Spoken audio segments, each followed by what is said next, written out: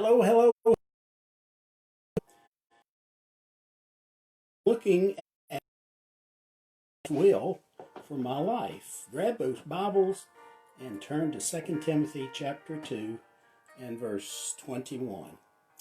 We are looking this week at what it is. There's several different things that will help us know what God's will is for our lives. And today, looking at sanctification, being sanctified. And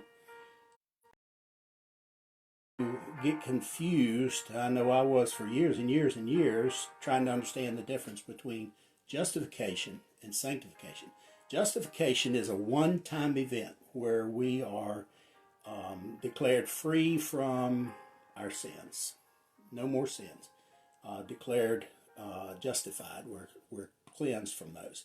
Sanctification is an ongoing process. It's something that Jesus works on us throughout our entire walk of faith.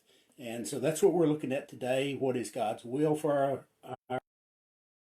our will then is for sanctification. And 2 Timothy chapter 2 and verse 21, read along with me, says this: If a man cleanses matter, he will be an instrument for noble purposes, made holy, useful to the master, prepared for good work.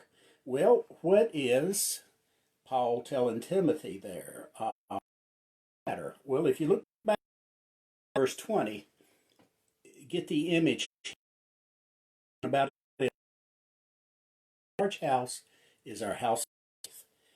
There are articles not only of gold and silver, but also of wood and clay. And what he's speaking of here is of vessels. In, say, literally in any house, you'll find all different types of vessels. You'll find gold vessels, silver, you'll find some wood, some clay vessels. But let's talk about our faith that way. You and I are in this large house of faith that we live in this life. You and I are all vessels of God. We're all vessels. Everyone is a vessel and can be a vessel either then of good or of evil. So that's why that verse 20 speaks of some vessels being of gold and silver, those who seek to do good, those who are good vessels. Wood and clay then are those that choose to do bad. So Paul tells Timothy, separate yourself from those of the latter. Well, the latter ones that he spoke of then were of the wood and clay. And so sanctification does in our lives and sets us apart. It sets us apart for holy service. And what Timothy here is instructed to do is to separate those who seek to do evil. He was not instructed to leave the church. He was not instructed to give up on his faith. He was simply instructed to separate himself from evil men, from evil teachers in the days of the early church. And what he's speaking of here is simply avoiding contamination with wicked doctrine.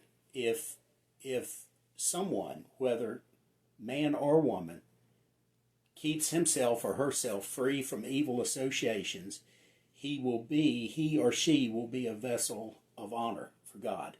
And God can only use clean vessels in holy service. Isaiah chapter 52 and verse 11 tells us, be clean, you who bear vessels of the Lord.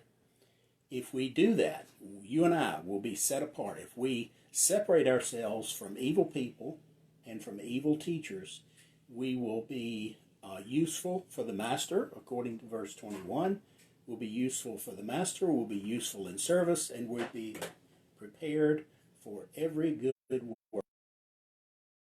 Us to think about this issue of sanctification and how God's working on us, and to look at our lives then and inspect our lives and deep down ask God what it is that we need to do in our life and to help us